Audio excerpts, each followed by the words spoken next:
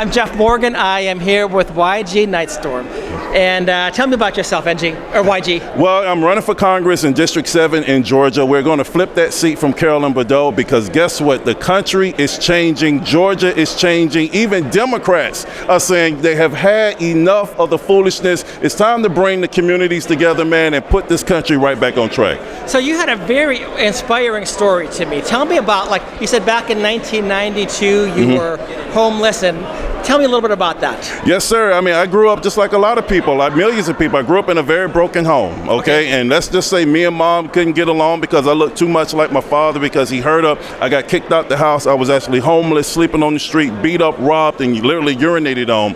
But get this, by the grace of God, man, a Rolls Royce parked up next to me, and an old gentleman got out, 72 years old, white guy. He saw me. He didn't see a black kid. He just saw a young man who needed help. He gave over me, prayed over me, took off his socks and shoes. He had on a pair of Argyle socks. He slid those Argyle socks on my feet, and he said, as sure as these socks cover your feet, God is going to cover your life. Go forth and make a difference in this country. Are you serious? I'm serious, man. And that right there, that one incident, it reignited my faith back in God, and it gave me an American spirit that hasn't been quenched yet, man. I love this country, and that is what our community is about, standing up for each other, regardless of this stupid stuff called skin color. Exactly. But you know, you talk about the importance of family. Yes, sir. So you came from a broken family. Yes, sir. Tell me a little bit about the relationship with you and your dad, you and your mom, and because it sounded to me like you had a fractured relationship. Yes. Did that ever get healed? And I mean, just along those lines. Well, my father has passed,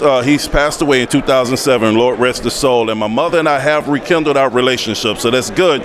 But I took that brokenness into my own adult life. I've been married twice, divorced twice. Right. Okay, the father of 7 amazing adult children, and we had this contention between me and my ex-wives. It was war like most divorces are. But once again, the beautiful thing about God, I went to both of them. I said, look, instead of us being at war, how about we work together to give our kids something that we didn't have, and we develop a successful co-parenting relationship, and now our children can actually benefit off of something that we didn't. And guess what? Both of them agreed. Wow. And they said, yeah, let's rock and roll, let's do it. And now we're able to do seminars together. We talk about this stuff because if we want to fix the things in the country, we got to start with the family first. If the family is broken, the country's going to be broken. So you're right. The foundational building block of society is the family unit. Yes, sir. And that must be strong. So you have 2 ex-wives then. Obviously, you've been through things yourself. But you know, when you went through a divorce, you said right now you're good friends with them. You do seminars together. Was it always that way? Of course not. I mean, divorce is divorce. I mean, I put it this way, and I'm going to tell you fellas how to do this. I had to humble myself. And I said, you know something, to both of you, I'm sorry for all the stupid stuff, the petty stuff, the idiot stuff. I'm sorry for every bad thing I've ever said, every bad thing I've ever done. Please forgive me. I just want to make things right for our children because guess what? I love our kids more than the hate that I have for y'all. And then they say, well, you know something? We love the kids more than we hate you. And so then the hate started turning into appreciation, and that appreciation started turning into friendship, and that friendship started turning into a successful co-parenting relationship. And now we all good with no drama.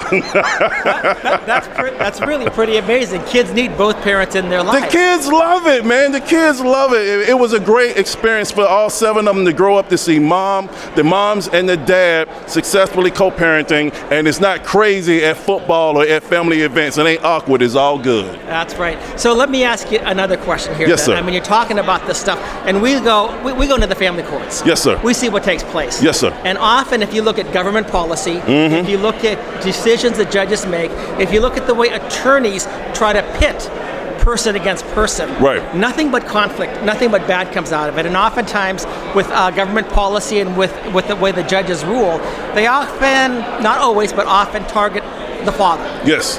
And so how do you address these issues? Well, I mean, we're talking about how our society is now is very, very broken because in part of the judicial system. When you are actively aiming to destroy a community by removing the father, and we're not just talking about the black community, we're talking about the American community as a whole. When you remove the very nexus and the foundation of family, you destroy culture, you destroy community. Now, I tell anybody, if you want to build things back, we got to bring the dads back in. The court system needs to be fair. You can't sit here and put, crazy amounts of child support support on people, especially if it's proven that they're not the father. Right. Okay, I mean, let's just honestly be real. We being real, right? We being real. Yes. Okay, so we got to fix this stuff like that. But even with dads, have initiatives to bring the fathers back, build the families back, and that's how you start healing. Because this is what the children need. If it's about the kids, then let's make it about the kids and not the money that the court system generate off of putting people in jail for child support. They don't need to be there. Right. You know, I saw the scripture verse in the background. You know, Proverbs 22:6. Train up a child in the way that he should go, and when he is old, he'll not depart from it. That's right. But the picture was a father and a son holding hands. Yes. Walking. Yes. On a beach or something like that. Yes. But too often today, the son is walking by himself. The father has been erased by the judicial system. Yeah. How can a person relate to God the Father as Father when his entire life he or she has had a father who's been kicked out of his life? Because let's face it, we're talking real. A lot of the fatherless issues comes because of state policy and because of judicial system. The greatest, the number one contributor to fatherlessness, I believe, is the government. It is. I mean, and we're going to talk about government. Let's just talk about the 1994 crime bill that Biden put in. Okay, that was systemic. Since they want to talk about systemic racism that the Democrats talk about, guess what? Yeah, and you guys did it. It's called the 1994 crime bill that the Clintons pushed and Biden pushed. It put black fathers in jail and destroyed the community forever. I mean, we got 3 generations removed now with this thing going on. But now, especially with Trump's First Step Act, he was allowing people to actually come home, and the Democrats was mad at it. They were mad you got black people coming out of jail who was being thrown in jail unjustly by Joe Biden, and Trump was letting them out, and people were upset. The media was crying. I'm like, you guys are backwards. If we want to fix things, it's called bringing the dads back in. Doing seminars like what we're doing in Georgia on bringing the moms and the dads in with the children so the children can hold both parents accountable. Because if the mom is acting crazy and want to take the kid away and say, you're not going to see your child, now you on plain view. Now you're going to be held accountable. The kids want mom and dad. The kids need mom and dad. So we got accountability for both parents. That produces more better results. And guess what? The kids are loving it. And that's what it's about. It's not about mom's feelings. It's not about dad's feelings. It's about what's best for the children. So is there anything that you can do when you win your race? Yes. What can you do? Is there something that you can do at a different level that you can bring some of these things, either not just bring focus upon them, but perhaps legislation or accountability? Yes.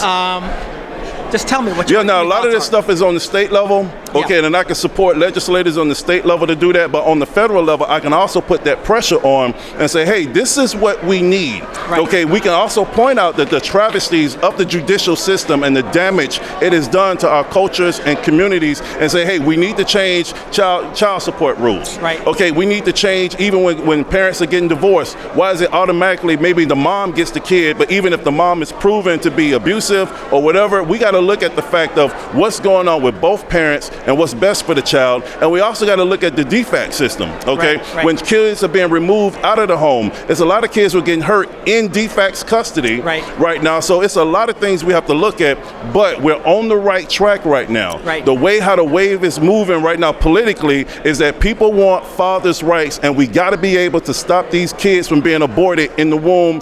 We got to stop this stuff, and that's what the Howard and Hank bill does. But I'll tell you what, you've said so many things here. I wish I could take to dissect every single one of them. But one of the things you talked about, the way that I understood it was the incentives. Yes. Right now, the incentives are to destroy families. Yes. The incentives are to remove fathers. The incentives are to, as soon as one person files for divorce, alleging something, there's no defense from the other person. He's not allowed, he or she is not allowed to say, wait a minute, I don't agree with this. We can fix our marriage because what kids need are both parents together, like you said, preferably in the same household. That's right. But tell me about, say, the incentives. You probably know a little bit about the Title 4D incentives with the Social Security Act, and basically the federal government incentivizes states to be good child support collectors.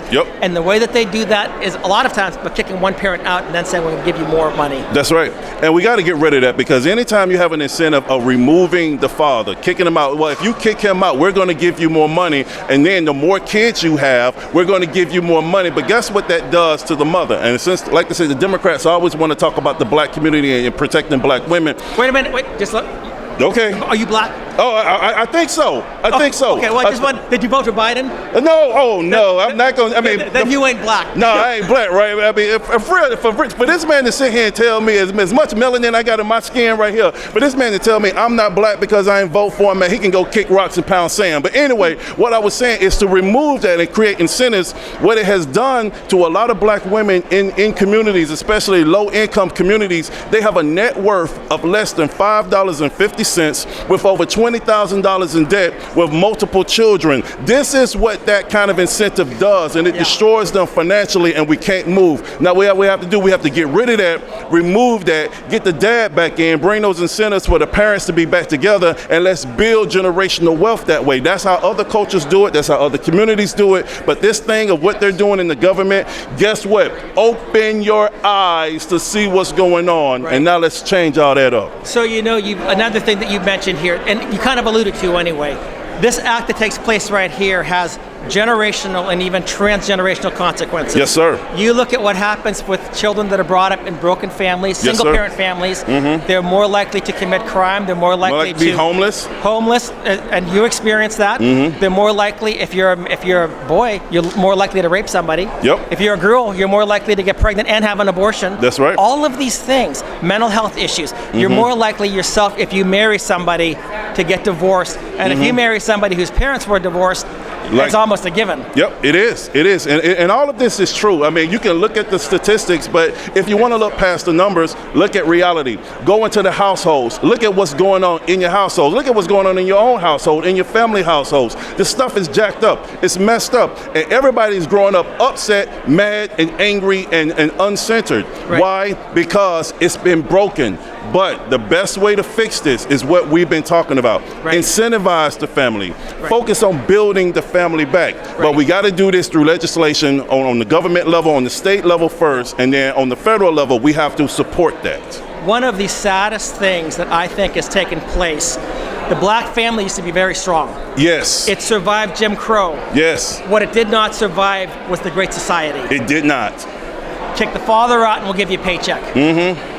And I'm glad that you're talking about this stuff. And I'm so happy you brought that. I gotta say this because before Lyndon B. Johnson's so-called Great Society, the black community had a very, very low abortion rate. The black community had a very, very low divorce rate. Matter of fact, the black community was actually functioning higher and stronger than many other communities. And we also had our own economical system going on called Black Wall Street up in Tulsa. Yep. Learn your history. But then LBJ came to say, we need to do something about this, and we're going to give them the Great Society. And what has happened to us? Systematic downturn, complete utter destruction of our community, and then we're going to erase it from the history books so nobody knows. But guess what? He's not David Copperfield. He can't perform the magic trick without nobody seeing. Everybody knows what's going on now, and that's the incredible thing. Everybody's waking up, and we're going to bring this back, man. And the other thing is, and excuse me for what I'm going to say here right now, but Lyndon Baines Johnson said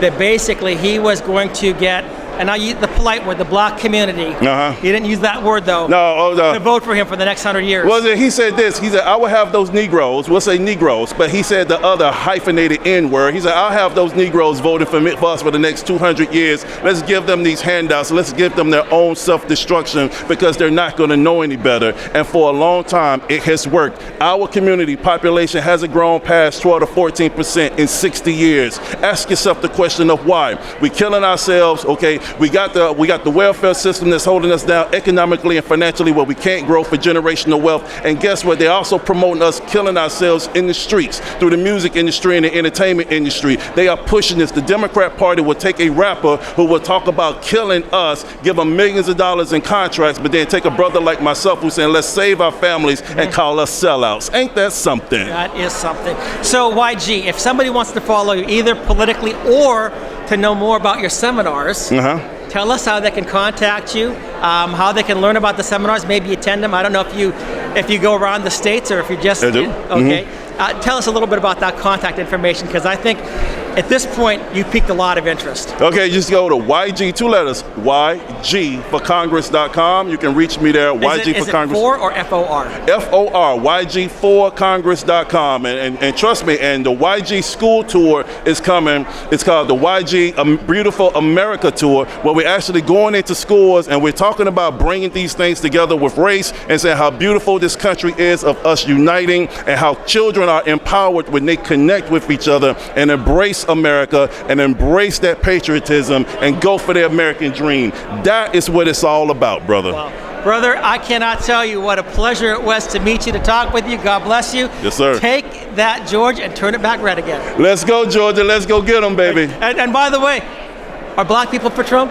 Yes, it's so many black people for Trump, man. The media be lying to y'all, man. I'm telling you, man, it's so many black people for Trump. Because trust me, you're going to see a wave hit in this 2022 election right now. There are more black Democrats who are saying they've had enough of this. They're getting tired of the mandates. They're getting tired of being kicked off their job. They're getting tired of being kicked out of restaurants. And they all know it's the Democrats. And they're getting tired of all this foolishness, man. You know, black people don't like drama, man. So let's go. Let's go. YG, thank you once again. Thanks so much. All good, brother. Thanks. God bless you. Yes, sir. Check this out, guys. 1992, I was actually homeless and sleeping on these streets, and it's crazy how they built all of this up. And now, after all of this building, I'm actually running for U.S. Congress. God is good. Stay faithful, stay on the path, and He will elevate you. Now, I'm going to chill and enjoy the rest of this view. I'll see y'all later. Woo! Hallelujah.